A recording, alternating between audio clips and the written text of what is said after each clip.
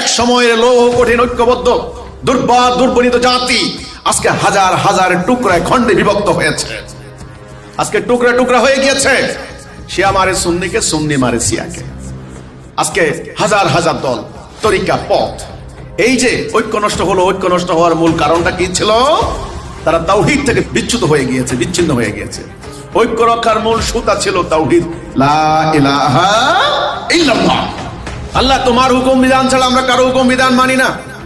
এটা ছিল ঐক্য রক্ষার সুতা, দড়ি, যেটা আল্লাহ কোরআনে বলেছেন, ওয়াতাসিমু বিহাবলিল্লাহি জামিআন ওয়া লা তাফাররাকু। তোমরা আল্লাহর রশিকে, আল্লাহর দড়িকে মজবুত করে ধরে রাখো, এখান থেকে বিচ্যুত হইও না। ইবলিসের ষড়যন্ত্রে রশি যখন কেটে দেওয়া হলো, তখন এক জাতি টুকরা টুকরা হয়ে গেছে, শাসক জাতি পরাজিত হয়েছে, সেরা জাতি লাঞ্ছিত হয়েছে, ইতিহাসে রাস্তা করে নিক্ষিপ্ত হয়েছে। যতই তোমরা ষড়যন্ত্র করো না কেন, এবং এই ইসলাম বিদ্বেষী নাস্তিক গোষ্ঠী যতই তোমরা ষড়যন্ত্র করো, কোনো লাভ নাই।